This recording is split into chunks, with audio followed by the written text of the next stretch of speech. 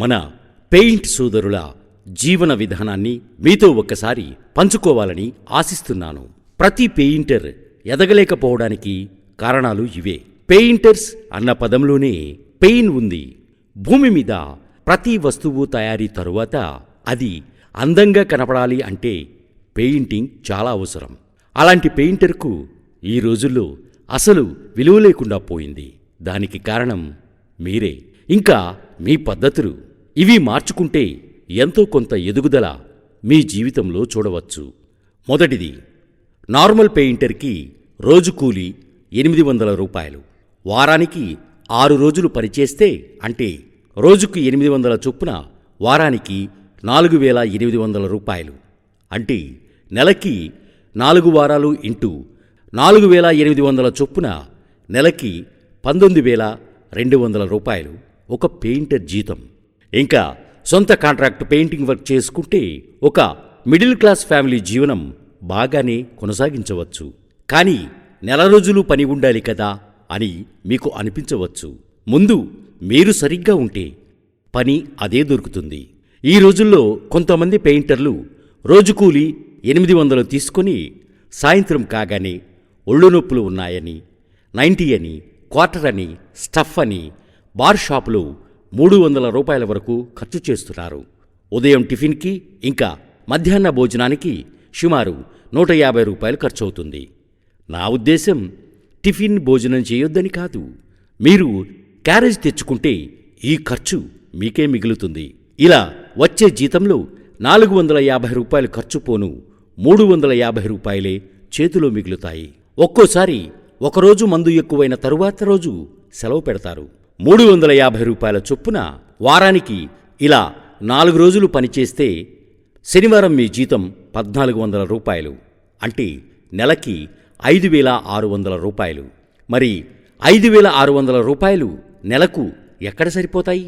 అప్పుడు ఇంట్లో ఉన్న మీ భార్య కూడా కూలి పనికి వెళ్లాల్సి వస్తుంది. అందుకే కొంతమంది పెయింటర్లు పని మానేసి ఆటోలు ఇంకా చిన్న చిన్న ఉద్యోగాలు వెతుక్కుంటున్నారు.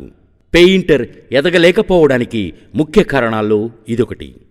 రెండవదిగా, కొంతమంది పెయింటర్లు హౌస్ పెయింటింగ్ వర్క్ మాట్లాడుకునేటప్పుడు ముందు వెనక ఆలోచించకుండా వాళ్ల అనుభవం కొద్దిగాని లేక అవసరం కొద్దిగాని ఈ పెయింట్ పని మనకే రావాలి అన్న ఆలోచనతో చాలా తక్కువ రేటుకి మాట్లాడుకుంటున్నారు. కూలీలు పడితే చాలు అనుకుంటారు. కానీ దానివల్ల వారికి ఎలాంటి ఉపయోగమూ ఉండదు. డబ్బులు మిగలవు.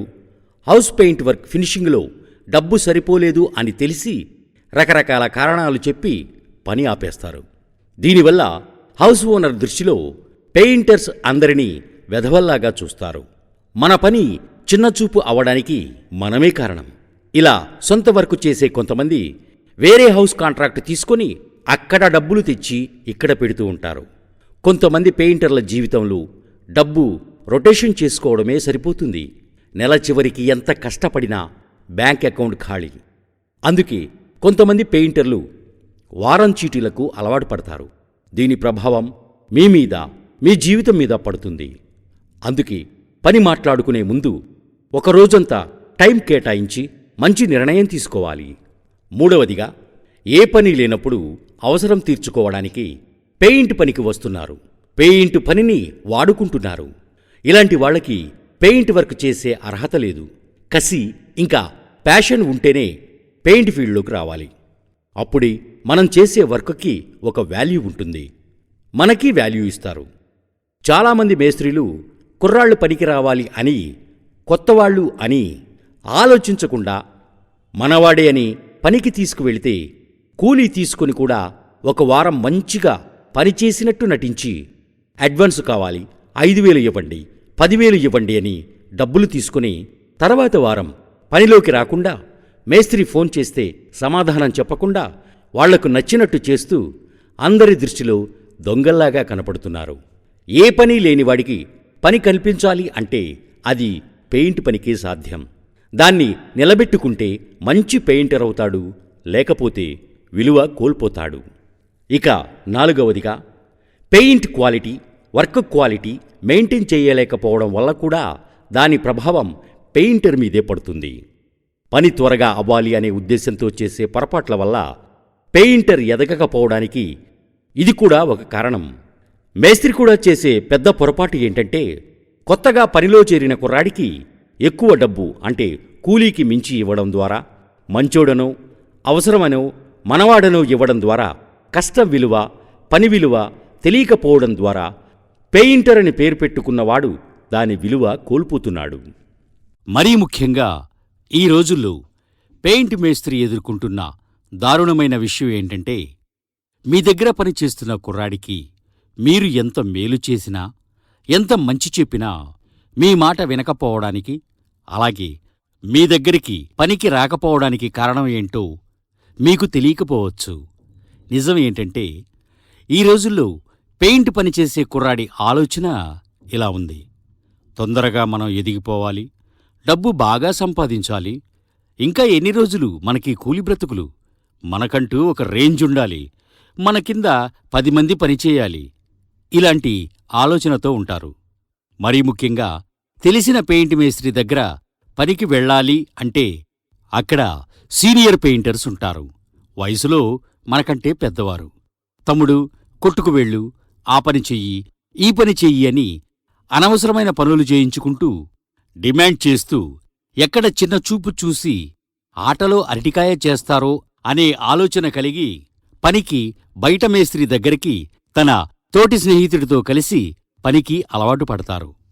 ఇలాంటి వాళ్లకి తెలియని విషయం ఏంటంటే, కష్టపడకుండా సక్సెస్ రాదు. దానికి ఎంతో ఓర్పు అవసరం. పెయింట్ మేస్త్రి మీకు మంచి చెప్పాడు అంటే అది తన అవసరం కోసం కాదు, మీరు మంచిదారిలో ఉండాలి అనే ఆలోచనతో. ఇది మీరు గ్రహించాలి. మీరు పని మానివేయడం వల్ల మీకు నష్టమే గాని పెయింట్ మేస్త్రికేమీ కాదు. మీ స్థానంలో ఇంకొకరు వస్తారు. పెయింట్ మేస్త్రీలకి నేను చెప్పేది ఒకటే: మీ గురించి తెలియనంతసేపు వాళ్ళు మీ మాట వింటారు. మీ గురించి వ్యక్తిగతంగా పూర్తిగా తెలుసుకునే చనువు ఇవ్వడం ద్వారా ఇంకా మీకు మీ మాటకి విలువ ఇవ్వరు. తర్వాత మీరు బాధపడి ఎలాంటి ప్రయోజనం ఉండదు. ఒకప్పుడు ఎలా ఉండేదంటే, మేస్త్రీ మెప్పు కోసం కూలికి మించి పనిచేసేవాళ్లు. ఆ తర్వాత రోజుల్లో ఇచ్చిన కూలికి సరిపడా పనిచేసేవాళ్లు.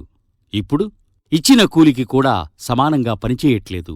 నేటి పెయింటర్ల పరిస్థితి ఇలా ఉంది. పెయింట్ వర్కర్కి కూలి పెరిగే కొద్దీ డబ్బు మీదే ఆలోచన ఉంటుందిగాని చేసే పనిమీద కాదు. ఈ విషయాన్ని ప్రతి పెయింటర్ మేస్త్రీ గ్రహించాలి. ఇలాంటి ఎన్నో కారణాల వల్ల కూడా ఒక పెయింటర్ ఎదగలేకపోతున్నాడు. 5వ విషయం, హౌస్ ఓనర్ కూడా ఎవరు తక్కువకి చేస్తారా అని చూస్తున్నాడే గాని ఎవరు వర్కర్ అని మాత్రం చూడడం లేదు. తెలియకుండా పని చేయించుకునేది హౌస్ ఓనరే. పని బాగున్నా కూడా బాగాలేదని డబ్బులు ఎగ్గొట్టేది హౌస్ ఓనరే. దీని ప్రభావం కూడా పెయింట్ మేస్త్రి మీద పడుతుంది. పెయింటర్స్ అప్పుల పాలు అవడానికి ఉన్న కారణాల్లో ఇది ఒకటి.